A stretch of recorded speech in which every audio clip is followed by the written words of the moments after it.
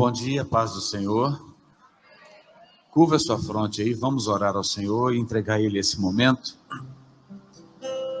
Pai, nós te adoramos nesta manhã, nós te agradecemos, porque o Senhor nos abençoou com o privilégio de podermos estar aqui e receber tanto do Senhor nesse dia.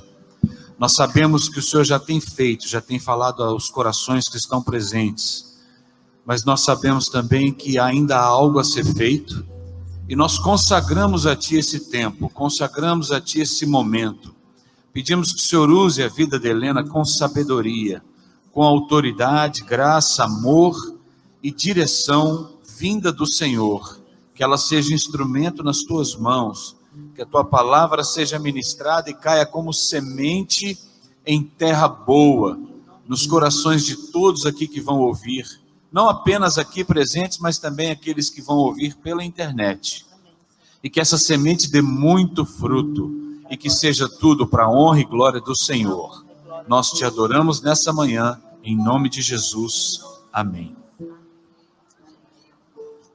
Aleluia, glória a Deus. É uma alegria estar com vocês aqui. Êxodo capítulo 15, nós vamos ler a partir do verso 22.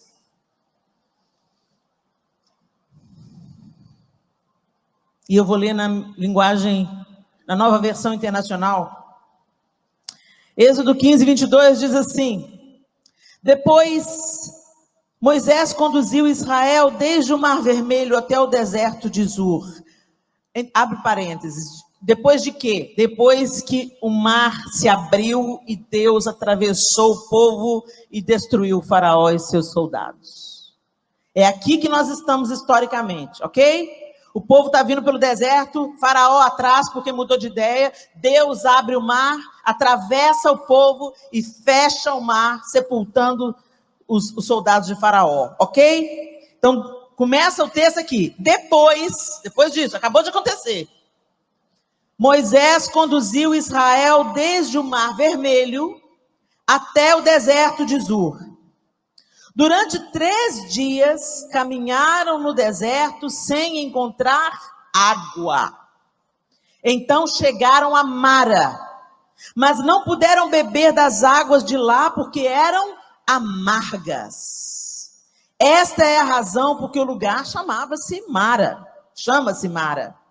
E o povo começou a reclamar a Moisés, dizendo: que beberemos? Moisés clamou ao Senhor e este lhe indicou um arbusto.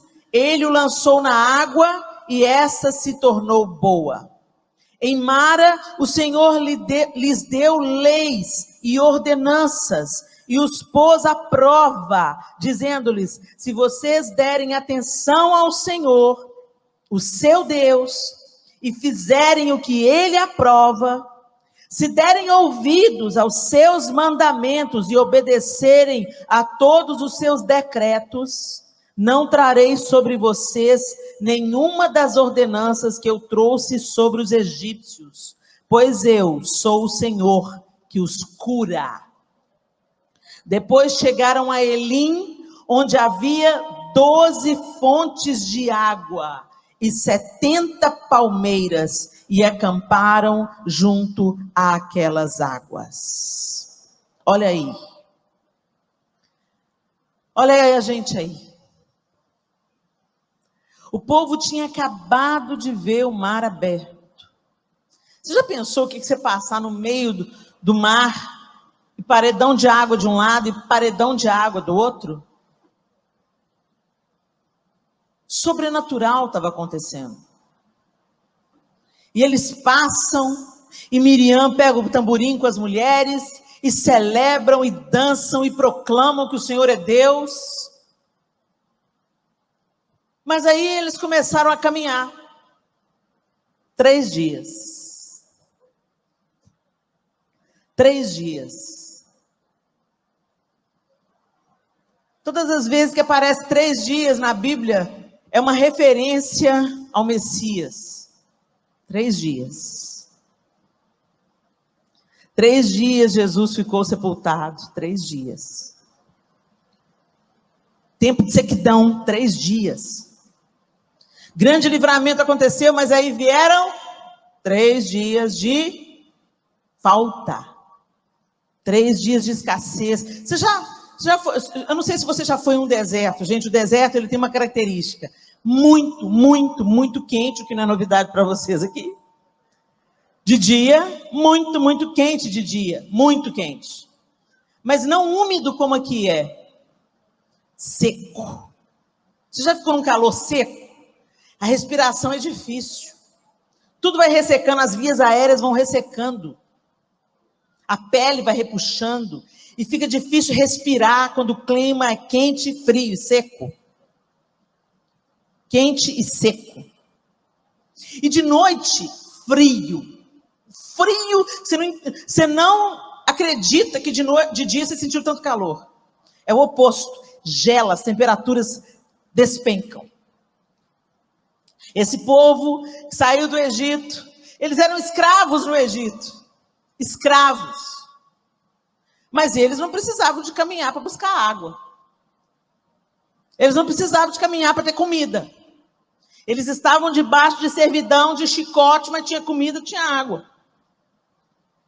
Tinha casa para eles morar. E de repente eles eram nômades. Deus estava levando eles para uma terra deles. Deus estava levando eles para a liberdade deles. Deus estava tirando eles da idolatria do Egito, dos deuses falsos do Egito. Mas eles não conseguiam enxergar isso. Deus estava desintoxicando esse povo. O texto diz assim, que Deus os levou a Mara, deu para eles algo amargo para beber. Você notou que todo remédio bom é remédio amargo?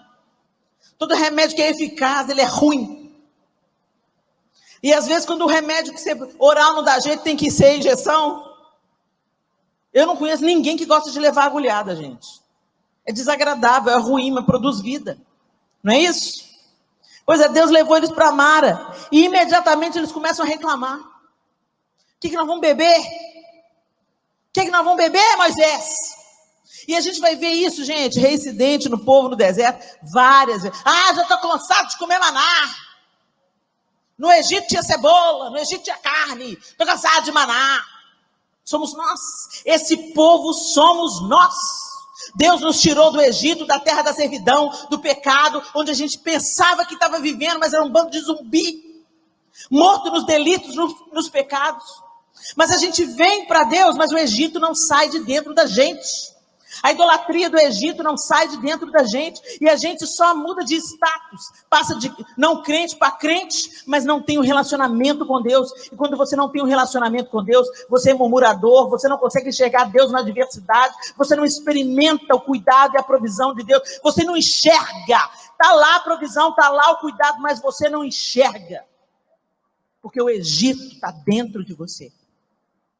E Deus quer começar a fazer alguma coisa nova. Deus começava a fazer alguma coisa nova naquele povo que era escravo. Ele estava tirando eles da escravidão, queria torná-los uma grande e poderosa nação, dentro da qual viria o Messias, a redenção de todas as outras nações. O descendente prometido a Abraão. O descendente prometido a Abraão, gente, não era Isaac. O descendente prometido a Abraão era Jesus, que fez também de nós, gentios, filhos de Abraão. Mas o povo não enxergava isso. Eles enxergavam só o Egito, enxergavam só o deserto, enxergavam só a própria condição de sede. E a gente está aí no meio do deserto. Março, abril, maio, junho, julho, agosto, setembro, outubro, novembro, 9 meses. Tem que nascer alguma coisa, não é não? Tem que nascer uma nova Helena depois desses 9 meses. Tem que nascer uma pessoa diferente, uma pessoa mais amável, mais solidária, mais misericordiosa. Uma pessoa que está disposta a compartilhar as coisas e não reter só para si. Uma pessoa que esteja disposta a servir, independente do que vai ganhar nisso. Deus nos atravessa e nos passa por Mara para fazer a gente melhorar, para nos aperfeiçoar no processo. Agora você escolhe. Você pode morrer no deserto, como aquela geração inteira de 20 anos para cima morreu, por causa da incredulidade, por causa da murmuração, porque não se permitiram podar do Egito. Deus queria tirar o Egito de dentro deles, para entrar com eles na terra, mas eles não se deixaram amansar. Esse mesmo povo aqui, gente. Eles ainda não tinham chegado em Canaã, eles estavam no caminho, eles tinham acabado de atravessar o mar e já começou ruim. Uma manifestação poderosa do poder de Deus. Gente, quando o povo hebreu foi retirado do Egito, eles saquearam o Egito sem esforço. A Bíblia diz assim, era só eles pedirem que os egípcios iriam dar riquezas para eles. A gente não entende, né? Por que lá na construção do tabernáculo, eles vinham depositando grandes quantias de ouro, de prata. De onde que eles tiraram isso? Deus despojou os egípcios e colocou tudo que era dos egípcios na mão do povo. Eles davam voluntariamente, eles queriam tanto ver os hebreus pelas costas, porque as pragas estavam arruinando o Egito. E eles pediam, e os donos, os senhores, porque eles eram escravos, os senhores deles, não vai, leva isso. Eles saíram do Egito ricos, eles saíram do Egito com provisão. Tanto que na construção do tabernáculo era tanta riqueza que Moisés falou, pode parar, o que a gente tem aqui já dá para construir. Eles não, onde que ia arrumar ouro?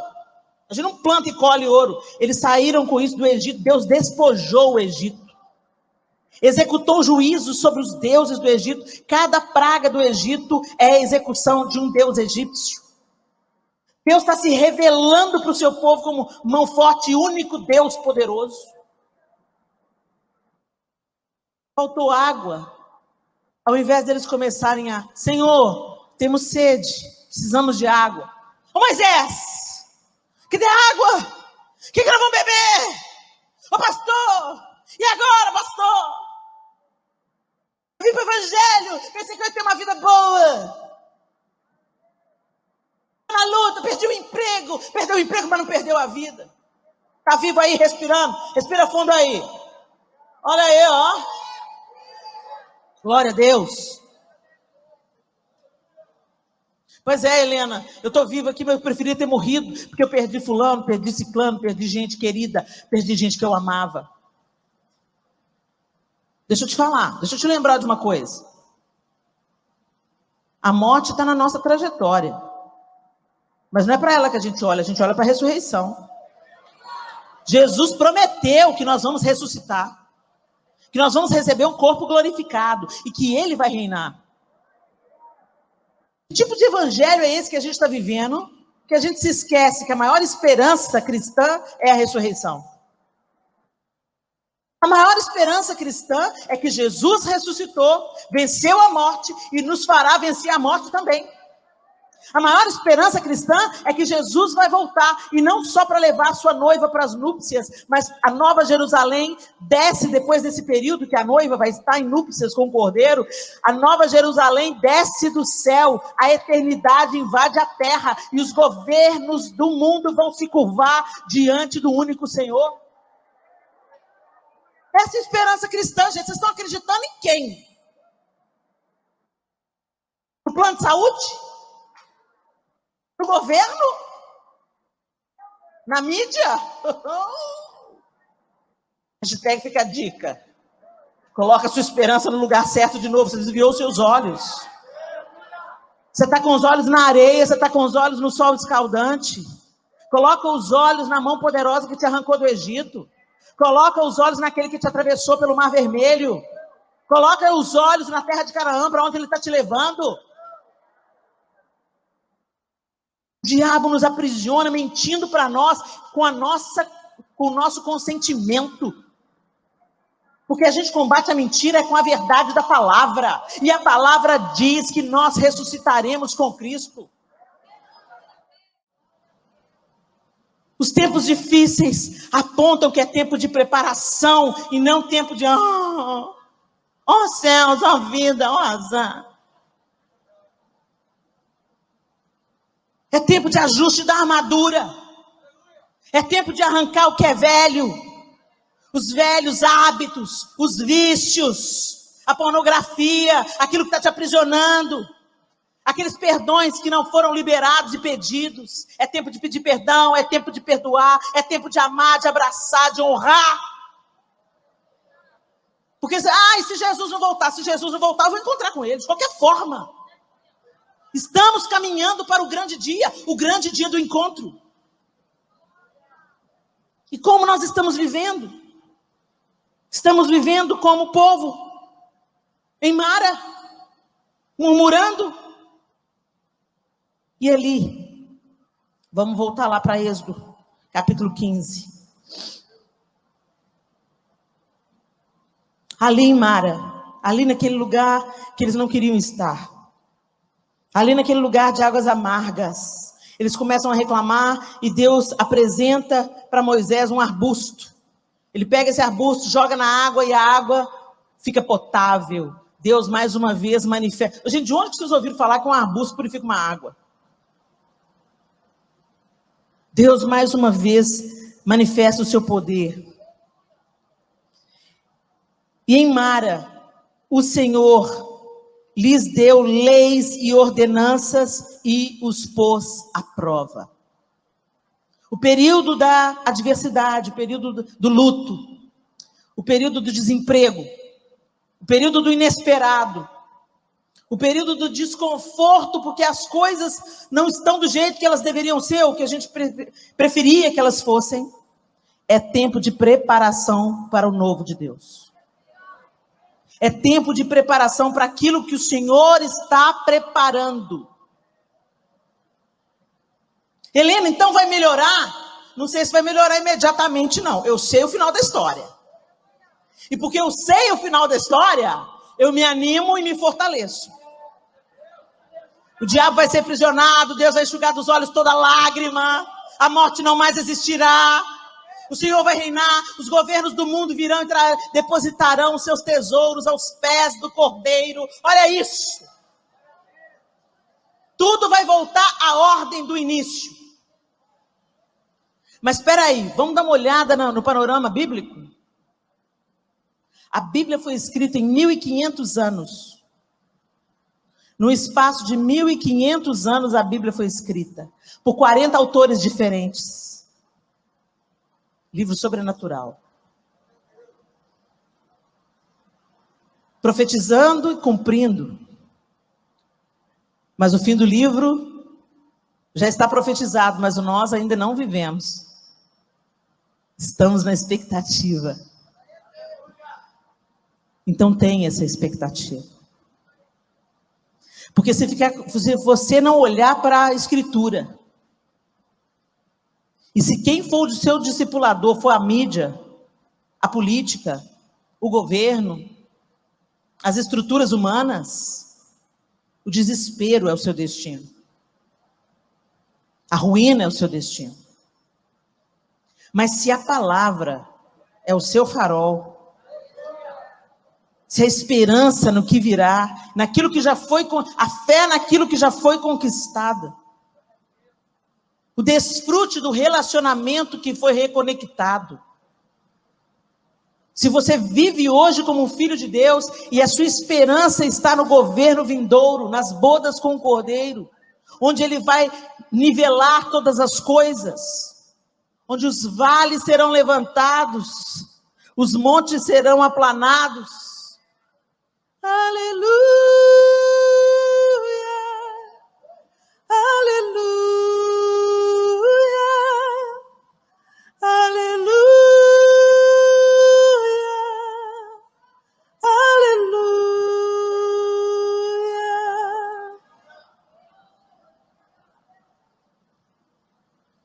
E a glória do Senhor será revelada.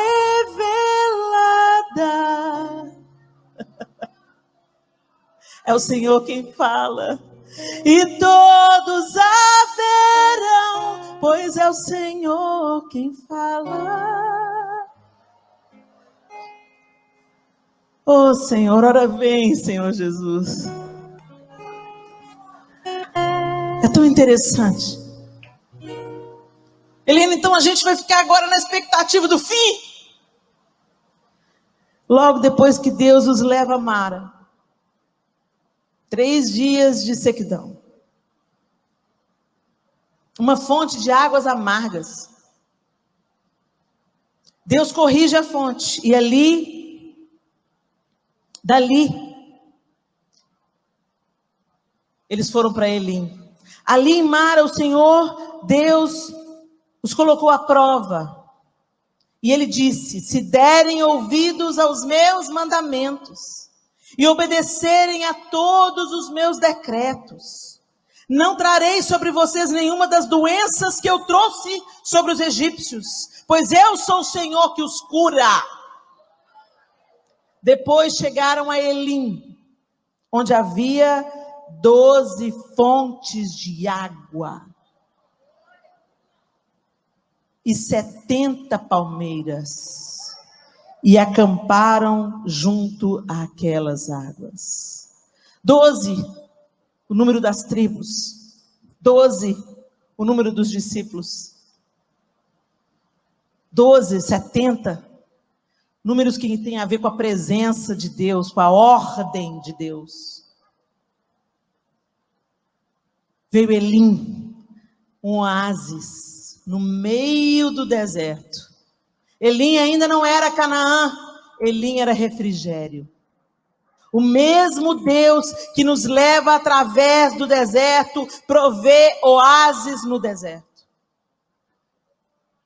Mas nós precisamos de parar, nos aquietar, ao invés de nos debater e desfrutar aquilo que Deus quer nos ensinar, nos mostrar, nos nivelar, chegar a gente no prumo.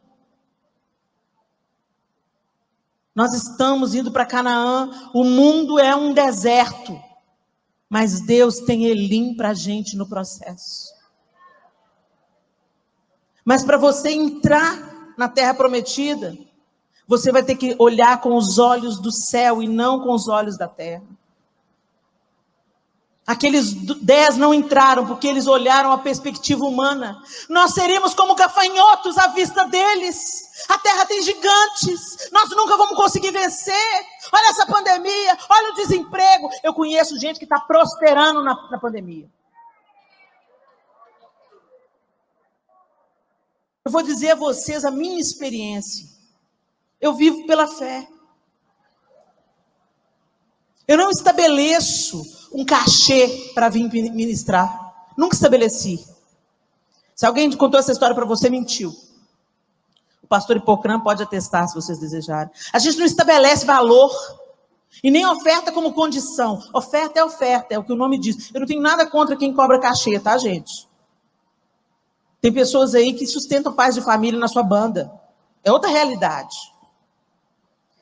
Deus dá uma jornada para cada um percorrer. A minha e do João é dependência. É aí que Deus quer nos tratar. Que eu sempre falei para Deus, não, Deus, deixa o João com aula de matemática. Eu não quero viver nunca pela fé. Eu não quero viver pelo dinheiro da igreja, não, Senhor. E Deus tem o jeito, né, de... Você vai viver do jeito que você quer? Você acha? Você vai viver do jeito que você quer? Não. Não quer depender de mim, não, Helena? Quer ser autossuficiente? Deus tem as suas maneiras, e isso é outra pregação. Aí, quando começou a pandemia, o que aconteceu? Fechou a agenda, fechou viagem, fechou tudo. A primeira coisa que o diabo joga na mente da gente assim, e agora? Vai viver do quê? Mas bendito seja Deus que a gente já passou uns perrengues, né, João? Já levou umas lanhadas boas, que a gente já entrou nessa pandemia treinado. A gente falou para o Satanás, vai viver de quê? De Deus. Nós vamos viver de Deus. Ele é quem sempre nos sustentou. Seja através do livro vendido, seja através da viagem, seja através da aula de matemática. Sempre é Deus que sustenta.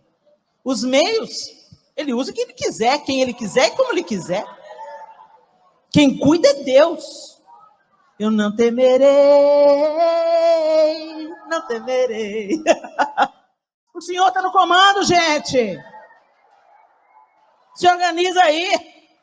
Cutuca quem está do seu lado, fica esperto. O Senhor está no comando.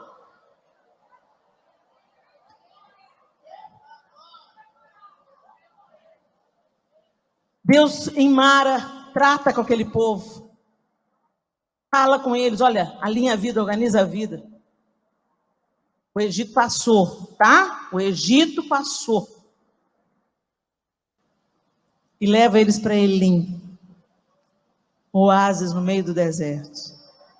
Dá para eles ali um tempo de descanso. Mas eles moraram em Elim, gente? Não. Vem a luta, vem Oásis, e vem luta de novo, e vem Oásis, até ser dia perfeito. Essa é a vida é cíclica. Quem está na luta aí? Deixa eu ver. Quem está no deserto? Quem está atravessando assim um problema? Uau! Está no ardor da fornalha. Quem está no ardor da fornalha? Deixa eu dizer para você. Vai passar. E quem está na bênção? Quem está no oásis? Quem está desfrutando a provisão do Senhor? Deixa eu ver. Deixa eu dizer para você. Vai passar também. E o Senhor é digno de ser adorado sempre. Ele continua sendo bom sempre. Ele é fiel sempre. Ele é digno sempre. Ele é adorado sempre. Ele está no comando sempre. Todas as coisas conjuntamente cooperam para o bem daqueles que amam a Deus, para aqueles que são chamados segundo o seu propósito. É de fé em fé, de glória em glória, até ser dia perfeito. Fé é a esperança daquilo que você não está vendo. Então é de fé em fé. Você não está vendo, mas você vai pela fé. E é de glória em glória, porque é o dia que vem o favor do Senhor, a provisão do Senhor, a alegria do Senhor, o cumprimento da promessa do Senhor. Glória! De fé em fé, de glória em glória, até ser dia perfeito, onde Ele reinará eternamente. Tem dia que vai na fé, tem dia que vai na glória. Tem dia que vai na fé, tem dia que vai na glória. Mas não desiste, não. Fica de pé no seu lugar. Pai, eu oro por cada uma das minhas irmãs, dos meus irmãos aqui presentes. Eu peço sobre cada um deles, Deus, a consciência de que o Senhor governa, de que o Senhor reina, de que o Senhor é soberano e tem o domínio de todas as coisas nas palmas das tuas mãos. Deus, traga a memória dos teus filhos o que pode dar esperança. Tira os nossos olhos das coisas dessa terra e coloca os nossos olhos na promessa, nas coisas eternas. E que no meio do processo, no meio do deserto, possamos desfrutar de Elim, Senhor. Possamos desfrutar do teu cuidado, do teu consolo, da tua provisão, do teu alento diante da adversidade. Senhor, o sofrimento está previsto na nossa jornada, mas nós não queremos ser escravos do sofrimento. Nós não queremos ficar aprisionados na caverna. Nós queremos, Senhor, que a vida do Senhor volte a brilhar no nosso coração. Ó Deus, visita agora aqueles que estão enlutados, Senhor. A maior dor que o ser humano pode viver é o luto. E o Senhor conhece essa dor como ninguém. Nós te pedimos, Deus, que venha o teu consolo. O teu Espírito Santo é chamado de Consolador. Que o Consolador dê a cada uma das pessoas enlutadas nesse auditório e que nos assistem pela internet o consolo sobrenatural, a paz que excede todo entendimento. Traga a memória dessas pessoas, Senhor, a nossa grande esperança, o grande dia que esperamos, onde a morte não mais existirá.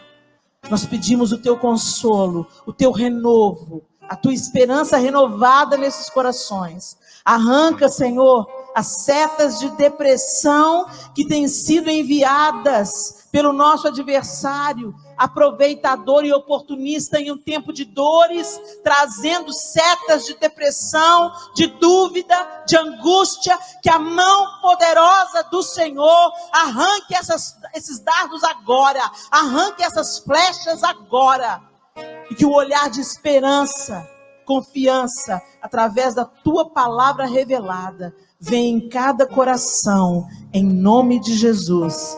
Amém e amém. Aleluia. Glória ao Senhor.